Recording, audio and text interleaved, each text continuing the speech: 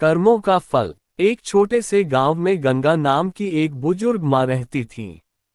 उनके 3 बेटे और 3 बहुएं थीं। गंगा बहुत धार्मिक थी और हर दिन पूजा पाठ में अपना समय बिताती थी। वह सुबह सुबह उठकर गंगा स्नान करने जाती और भगवान विष्णु तथा माता लक्ष्मी की पूजा करती। विशेष रूप से कार्तिक महीने में वह स्नान और पूजा के प्रति और भी अधिक समर्पित हो जाती थी।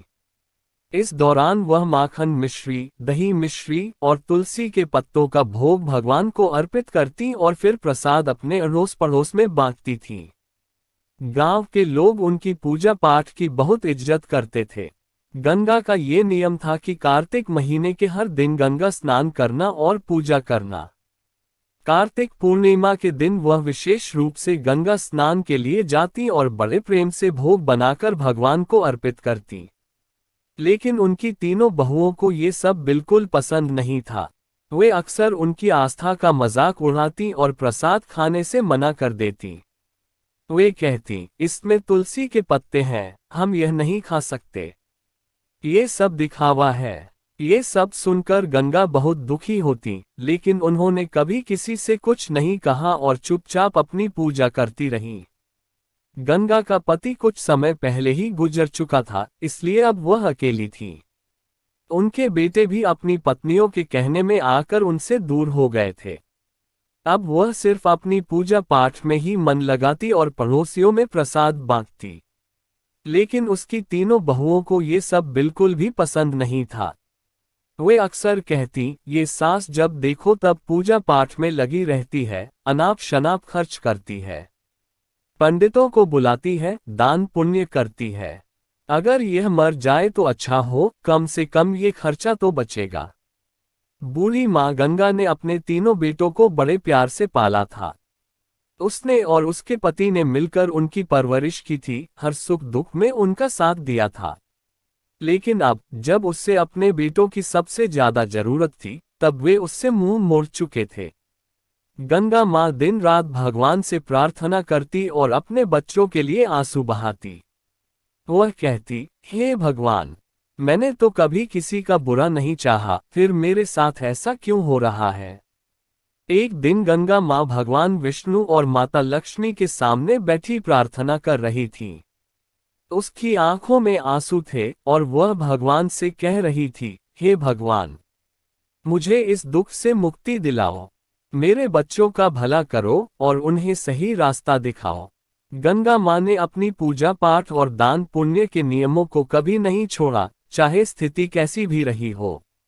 लेकिन उसकी तीनों बहुओं ने ठान लिया था कि वे अब इस घर में नहीं रहेंगी और बंटवारा करके अलग हो जाएंगी।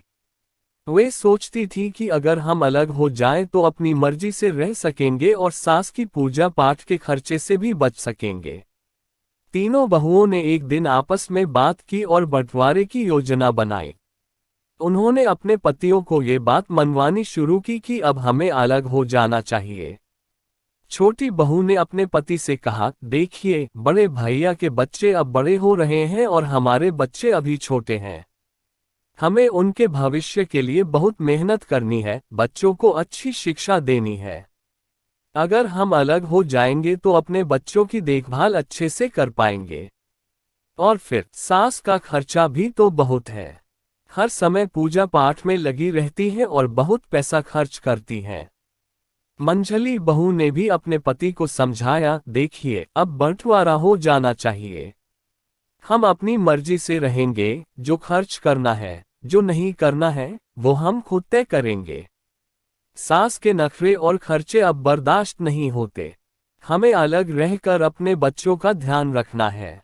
बड़ी बहू ने भी अपने पति से यही बात कही, बच्चे बड़े हो रहे हैं, कल उनका शादी ब्याह करना है। अगर हम ऐसे ही पैसे कमाते रहेंगे और सास का खर्चा करते रहेंगे तो हमारे बच्चों का भविष्य कैसे सुरक्षित रहेगा। हमें उनके भविष्य के लिए सोचना होगा, अलग होना ही पड़ेगा। इस तरह तीनों बहुओं ने अपने अपने पतियों को समझा बुझाकर उनके मन में बंटवारे की बात डाल दी। वे सोचती थी कि अगर हम अलग हो जाएं तो अपनी मर्जी से रह सकेंगे और सास की पूजा पाठ के खर्चे से भी बच सकेंगे। तीनों बहुओं ने एक दिन आपस में बात की और बंटवारे की योजना बनाई। उन्होंने अपने पतियों को ये बात मनवानी शुरू की कि अब हमें अलग हो जाना चाहिए। छोटी बहू ने अपने पति से कहा, देखिए, बड़े भैया के बच्चे अब बड़े हो रहे हैं और हमारे बच्चे अभी छोटे हैं। हमें उनके भविष्य के लिए बहुत मेहनत करनी है, बच्चों को अच्छी शिक्षा देनी है। अगर हम अलग हो जाएंगे तो अपने बच्चों की देखभाल अच्छे से कर पाएंगे। और फिर सास का खर्चा भी तो बहुत है। हर समय पूजा पाठ में लगी रहती है और बहुत पैसा खर्च करती है। मंझली बहू ने भी अपने पति को समझाया, देखिए, अब बंटवारा हो जाना चाहिए। हम अपनी मर्जी से रहेंगे, जो खर्च करना है, जो नहीं करना है, वो हम खुद तय करेंगे। सास के नखरे और खर्चे अब बर्दाश्त नहीं होते। हमें अलग रहकर अपने बच्चों का ध्यान रखना है। बड़ी बहू ने भी अपने पति से यही बात कही, बच्चे बड़े हो रहे हैं, कल उनका शादी ब्याह करना है। अगर हम ऐसे ही पैसे कमाते रहेंगे और सास का खर्चा करते रहेंगे तो हमारे बच्चों का भविष्य कैसे सुरक्षित रहेगा? हमें उनके भविष्य के लिए सोचना होगा। अलग होना ही पड़ेगा। इस तरह तीनों बहुओं ने अपने अपने पतियों को समझा बुझाकर उनके मन में बंटवारे की बात डाल दी। वह सोचती थी, अब मुझे अपनी जिंदगी इसी तरह गुजारनी पड़ेगी। मेरे बच्चों ने तो मुझे छोड़ दिया है, लेकिन मैं भगवान की भक्ति कभी नहीं छोड़ूंगी। उसकी भक्ति में कोई कमी नहीं आई। वह हर रोज तुलसी के पत्तों से भगवान का पूजन करती और पड़ोसियों को प्रसाद बांटती। एक दिन जब गंगा अपनी झोपड़ी में बैठी रो रही थी, तभी एक युवक आया। उसने दरवाजा खटखटाया। गंगा ने दरवाजा खोला और देखा कि एक 17-18 साल का हष्ट-पुष्ट युवक खड़ा था। उसके चेहरे पर तेज झलक रहा था। उसने कहा, अम्मा, आप मुझे शायद पहचानती नहीं होंगी, लेकिन मैं आपके मायके से आया हूँ। मेरा नाम कृष्णा है। मेरे पिताजी ने मुझे आपकी मदद करने के लिए भेजा है। गंगा ने आश्चर्य से पूछा, कृष्णा, तुम मेरे मायके से आए हो? मैंने तो तुम्हें कभी देखा नहीं। कृष्णा ने मुस्कुराते हुए कहा, हाँ अम्मा, मैं आपके भाई का पोता हूँ। हमें खबर मिली कि आपके बेटों ने आपको घर से निकाल दिया है, इसीलिए मेरे पिताजी ने मुझे आपकी मदद करने के लिए भेजा है। गंगा की आंखों में आंसू आ गए। उसने कृष्णा को अंदर बुलाया और बैठने के लिए कहा। उसने पानी का गिलास और थोड़ा सा गुड़ दिया। कृष्णा ने पानी पिया और गुड़ खाया। फिर उसने अपनी थैली से कुछ खाने का सामान, कपड़े और दवाएं निकाली। कृष्णा ने कहा, अम्मा, ये सब सामान मैं आपके लिए लाया हूँ। आप भूखी मत रहिए, हम रोज आपको खाना भिजवाएंगे। गंगा ने कृष्णा को आशीर्वाद देते हुए कहा, बेटा, तुम्हारा बहुत बहुत धन्यवाद। तुमने मेरे लिए जो कुछ किया है, उसके लिए मैं भगवान से तुम्हारे सुख समृद्धि की प्रार्थना करूंगी। कृष्णा ने गंगा से विदा ली और वापस चला गया।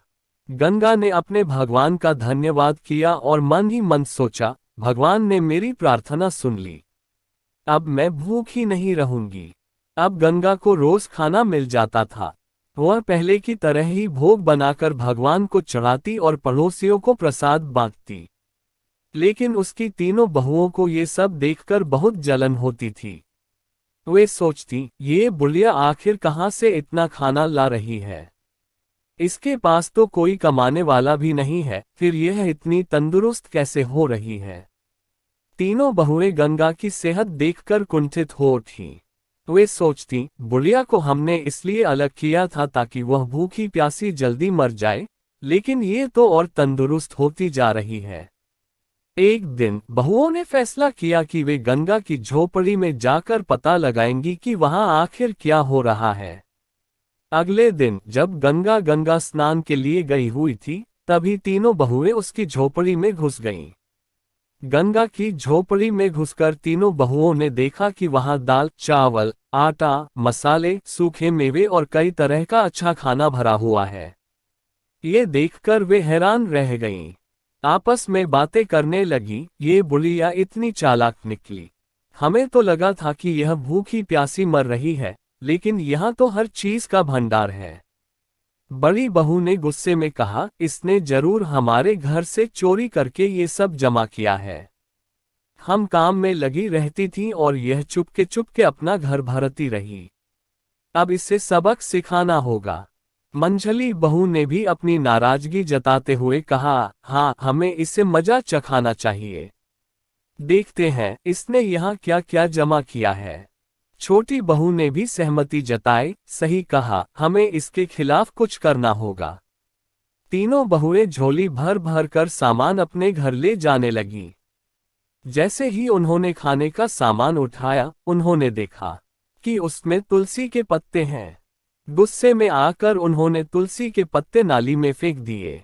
ये देखकर वे और भी क्रोधित हो गईं और सामान उठाकर बाहर जाने लगीं। तभी एक अजीब घटना घटी। तीनों बहुओं ने देखा कि उनके हाथ पैर धीरे धीरे कुत्ते के पंजों में बदलने लगे। ये देखकर वे घबरा गईं और चिल्लाने लगीं, लेकिन कोई उनकी मदद नहीं कर पाया। कुछ ही पलों में तीनों बहुएं कुत्तियां बन गईं। इस घटना से गांव में हड़कंप मच गया। बच्चों और पतियों ने जब ये दृश्य देखा तो वे सन्न रह गए। बच्चों ने रोते हुए चिल्लाना शुरू कर दिया, मम्मी कुतिया बन गई है। पापा, देखो मम्मी को क्या हो गया।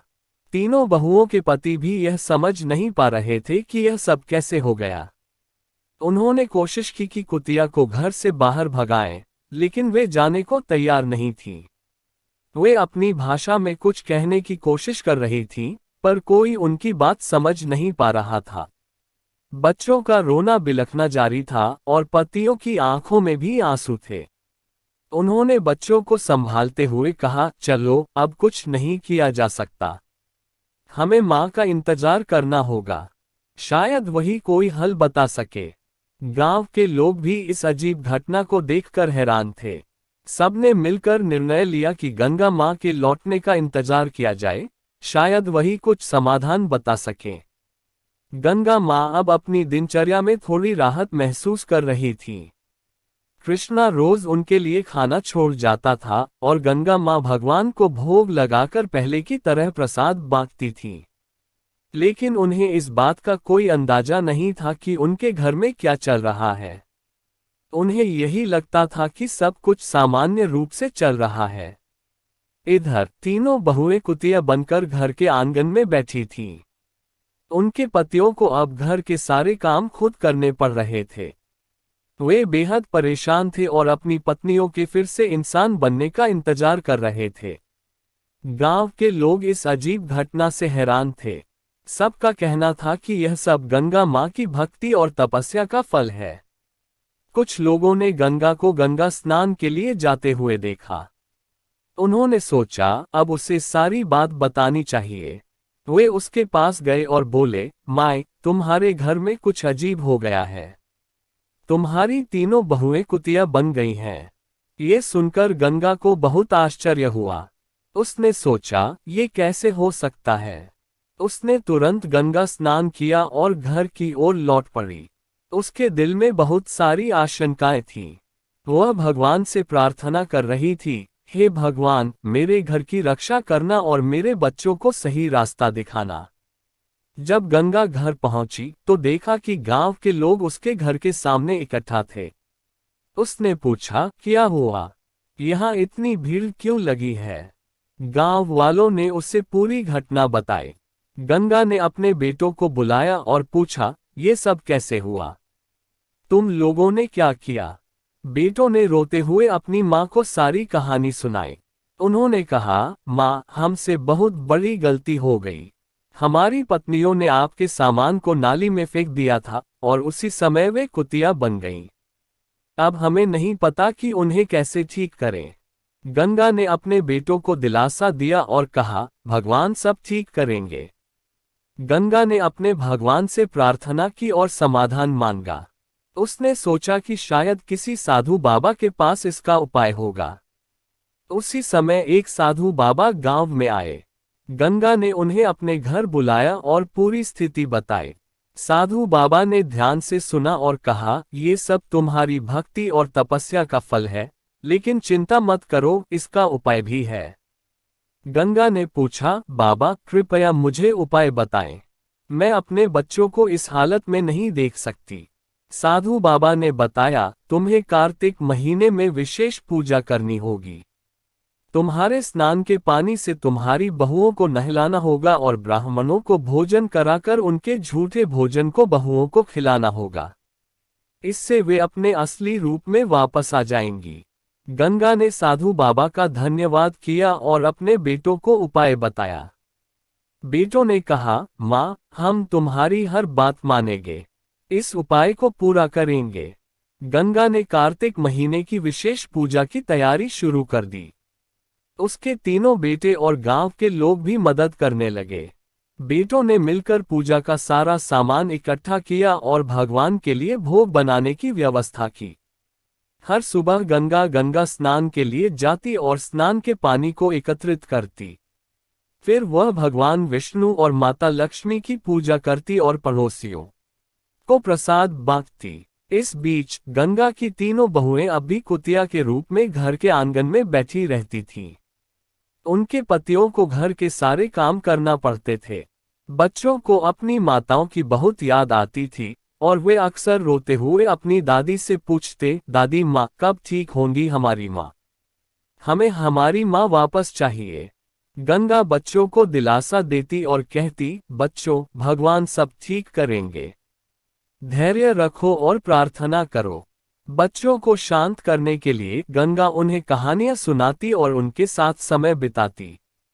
गंगा ने पूजा के लिए 5 ब्राह्मणों को बुलवाया। बेटों ने भी अपनी ओर से 5-5 ब्राह्मणों को बुलाया। इस प्रकार कुल 21 ब्राह्मणों को आमंत्रित किया गया। ब्राह्मणों के लिए विशेष भोग तैयार किया गया। कार्तिक पूर्णिमा का दिन आया। गंगा ने अपने बेटों की मदद से ब्राह्मण भोज की तैयारी की। सुबह सुबह सभी ब्राह्मणों को आमंत्रित किया गया और उन्हें विशेष पकवान खिलाए गए। ब्राह्मण भोज के बाद गंगा ने सभी के पैर छुए और भगवान से प्रार्थना की, हे भगवान, मेरी बहुओं को उनके पूर्व रूप में वापस लाओ। मेरे कार्तिक स्नान और पूजा का फल उन्हें मिले। ब्राह्मणों ने तृप्त होकर भोजन किया और गंगा को आशीर्वाद दिया। उन्होंने कहा, माँ, तुम्हारी पूजा और तपस्या सफल होगी। भगवान तुम्हारी प्रार्थना अवश्य सुनेंगे। ब्राह्मण भोजन के बाद गंगा ने तीनों बहुओं को बुलाया। तीनों कुतिया भगवान के भोग के झूठे भोजन को प्रेम से खाने लगी। गंगा ने उनके ऊपर गंगाजल छिड़का और उन्हें स्नान के पानी से नहलाया। जैसे ही गंगाजल और स्नान का पानी बहुओं पर छिड़का गया, एक चमत्कार हुआ। धीरे धीरे तीनों बहुएं अपने असली रूप में लौटने लगीं। उनके चेहरे पर पश्चाताप के आंसू थे और वे गंगा के पैरों में गिरकर रोने लगीं। तीनों बहुएं कहने लगीं, माँ, हमें माफ कर दो। हमने तुम्हारे साथ बहुत बुरा किया। हमें हमारे कर्मों की सजा मिल गई है। अब हम तुम्हें कभी कोई कष्ट नहीं देंगे और हमेशा तुम्हारी सेवा करेंगे।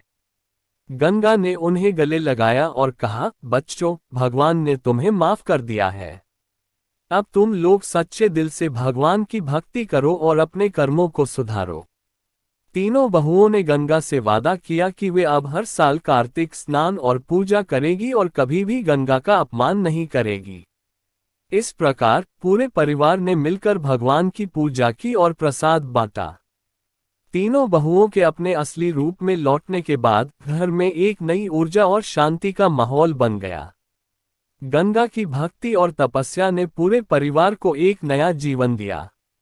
अब सभी मिलकर भगवान की पूजा करते और कार्तिक स्नान की महिमा को समझाते थे।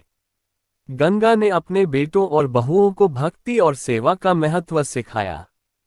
उसने कहा, देखो बच्चों, भगवान की पूजा और सेवा से हमें सच्चा सुख और शांति मिलती है। हमें हमेशा सच्चे दिल से भक्ति करनी चाहिए और दूसरों की मदद करनी चाहिए। बड़ी बहू ने कहा, माँ, हम अब समझ गए हैं कि भगवान की पूजा का क्या महत्व है। हम हर साल कार्तिक स्नान करेंगे और भक्ति से जीवन जिएंगे। मझली बहू ने भी कहा, माँ, हमें माफ कर दो। हमने तुम्हारे साथ बहुत गलत किया। अब हम तुम्हारी सेवा करेंगे और तुम्हारे साथ मिलकर भगवान की पूजा करेंगे। छोटी बहू ने भी वादा किया, माँ, अब हम सब मिलकर रहेंगे और तुम्हें कभी तकलीफ नहीं देंगे। हम हर साल कार्तिक स्नान और पूजा करेंगे। गंगा बहुत खुश हुई और अपने बच्चों को आशीर्वाद दिया। अब घर में सब मिलजुल कर रहने लगे। अगले साल कार्तिक पूर्णिमा के दिन पूरे परिवार ने मिलकर विशेष पूजा का आयोजन किया। घर को सजाया गया और भगवान विष्णु और माता लक्ष्मी की विशेष आराधना की गई। तीनों बहुएं सुबह सुबह उठकर गंगा स्नान के लिए गईं और स्नान के बाद भगवान का भोग तैयार किया। गंगा ने सभी को सिखाया कि कैसे तुलसी के पत्तों का उपयोग करना है और भगवान का भोग लगाना है। उसने कहा, तुलसी के पत्तों में दिव्य शक्ति होती है और भगवान को ये बहुत प्रिय है। हमें सच्चे मन से पूजा करनी चाहिए और भगवान का भोग लगाना चाहिए। तीनों बहुओं ने पूरी श्रद्धा के साथ पूजा की और भगवान का भोग लगाया। इसके बाद सभी ने मिलकर प्रसाद बांटा और गांव के लोगों को भी बुलाया। गांव के लोग गंगा की भक्ति और तपस्या की तारीफ करने लगे। भगवान की कृपा से अब परिवार में सुख और समृद्धि आने लगी। तीनों भाइयों का व्यापार अच्छा चलने लगा और घर में खुशियों का माहौल बन गया। अब तीनों बहुएं भी अपनी सास की सेवा में लगी रहती थीं और हर काम में उनकी मदद करती थीं। तीनों भाइयों ने भी अपनी मां से वादा किया कि वे अब कभी भी उसे अकेला नहीं छोड़ेंगे और हमेशा उसकी सेवा करेंगे। वे सब मिलकर हर त्योहार और विशेष अवसरों पर भगवान की पूजा करते और प्रसाद बांटते। गंगा का जीवन अब पूरी तरह से बदल चुका था। उसकी भक्ति और तपस्या ने पूरे परिवार को एक नई दिशा दी थी। अब सब मिलकर भगवान की आराधना करते और जीवन में सुख शांति पाते। इस कहानी से हमें ये सीखने को मिलता है कि भक्ति, सेवा और सच्चे मन से की गई प्रार्थना हमेशा फलदायी होती है। भगवान अपने भक्तों की सच्ची भक्ति को कभी निराश नहीं करते और उन्हें सुख, शांति और समृद्धि का आशीर्वाद देते हैं। दोस्तों, आज हम जो भी फल भोग रहे हैं वो हमारे पिछले जन्मों के कर्मों के कारण है, जिसे प्रारब्ध कहा जाता है। ये फल हमें भोगना ही पड़ता है। कर्मों का फल हमें निश्चित रूप से मिलता है, जैसे कर्म किए होंगे वैसा ही फल मिलता है। हालांकि हम इस बात को समय पर समझ नहीं पाते। जब तक हमें इस बात का ज्ञान होता है कि हमारे किए गए कर्मों का परिणाम क्या होगा, तब तक समय बहुत अधिक बीत चुका होता है। कर्म के 3 प्रकार होते हैं। 1. तारांकन संचित कर्म। ये वे कर्म हैं जिनका फल इस जीवन में नहीं मिलता। ये कर्म जन्म जन्मांतर तक संचित होते जाते हैं। अर्थात इस जीवन के ही नहीं बल्कि पूर्व जन्मों के सभी कर्म जिन्हें आपने उन जन्मों में किया है वे संचित हो जाते हैं। उदाहरण के तौर पर, यदि कोई आपका अपमान करता है और आप क्रोधित हो जाते हैं तो आपके संचित कर्म बढ़ जाते हैं। लेकिन यदि आप अपमान को सहन कर लेते हैं और क्रोधित नहीं होते तो आपके संचित कर्म कम होते हैं। प्रत्येक जन्म में किए गए संस्कार और उनके फल जीव की व्यक्तिगत पूंजी होते हैं, जो अच्छी या बुरी दोनों प्रकार की हो सकती है। यही संचित कोष, जिसे संचित कर्म कहा जाता है, हर जन्म में नए रूप में अर्जित होता है। श्रीमद् भगवद गीता के अनुसार दूसरा कर्म है प्रारब्ध कर्म। प्रारब्ध संस्कृत शब्द है जिसका अर्थ होता है प्राप्त हुआ। हिंदू ज्योतिष शास्त्र में प्रारब्ध कर्म उस कर्म का नाम है जिसे जीवात्मा पहले से ही इस जन्म में अनुभव कर रही होती है। प्रारब्ध कर्म जीवात्मा के पूर्व जन्मों में अर्जित किए गए कर्मों का परिणाम होता है, जिसे इस जन्म में अनुभव करने के लिए निश्चित किया गया है। ये प्रारब्ध कर्म जीवात्मा के जन्म, मृत्यु, अनुभव और जीवन की परिस्थितियों को निर्धारित करता है। प्रारब्ध कर्म जीवात्मा के पूर्व कर्मों का एक छोटा सा भाग होता है, जो उसे इस जन्म में अनुभव करने के लिए संकल्पित होता है। जब ये प्रारब्ध कर्म समाप्त हो जाता है, तब जीवात्मा के नए कर्म प्रारंभ होते हैं। तीसरा कर्म है क्रियमाण कर्म। ये शारीरिक कर्म होते हैं जिनका फल प्रयास के साथ तुरंत मिलता रहता है। उदाहरण के लिए, नशा करने से उन्माद आता है, विष खाने से मृत्यु हो सकती है। शरीर जो जड़ तत्वों से बना हुआ है उसमें तुरंत ही बदला मिलता है। नियम के विरुद्ध आहार करने पर रोग की पीड़ा और निर्बलता का त्वरित आक्रमण हो जाता है और उसकी शुद्धि भी शीघ्र होती है। क्रियमान कर्म से ही संचित कर्मों का निर्माण होता है। कर्मों का ये जोड़ घटाना कैसे चलता है, इसे समझने के लिए हम एक योगी के उदाहरण पर गौर करते हैं। एक योगी एक वृक्ष के नीचे ध्यान में मग्न थे, तभी एक व्यक्ति वहां आया और उनका बहुत अपमान करने लगा। योगी ने शांत रहकर कोई प्रतिक्रिया नहीं दी, न बाहरी रूप से और न आंतरिक रूप से। उन्हें क्रोध भी नहीं आया। बाद में उनके शिष्यों ने, जो सब कुछ देख सुन रहे थे, पूछा कि उन्हें क्रोध क्यों नहीं आया। योगी ने उत्तर दिया कि संभवतः पूर्व जन्म में मैंने उस व्यक्ति का अपमान किया था। वास्तव में मैं प्रतीक्षा कर रहा था कि वह आकर मेरा अपमान करे। अब मेरा हिसाब बराबर हो गया। अगर मैं क्रोध करता तो फिर कर्म संचित हो जाते। इस प्रकार के कर्म, जिन्हें हम क्रियमान कर्म कहते हैं, हमारे संचित कर्मों को प्रभावित करते हैं। जब हम बिना चैतन्य के कर्म करते हैं, जैसे कि अक्सर दैनिक जीवन में होता है, तो हमारे संचित कर्म बढ़ जाते हैं। क्रियमान कर्म ही वे कर्म होते हैं जो सीधे हमारे वर्तमान जीवन को प्रभावित करते हैं और उनके परिणाम तुरंत मिलते हैं। तो दोस्तों, मिलते हैं अगले वीडियो में। तब तक के लिए नमस्कार। जय जगन्नाथ, जय श्री कृष्णा। ओम नमः शिवाय दोस्तों।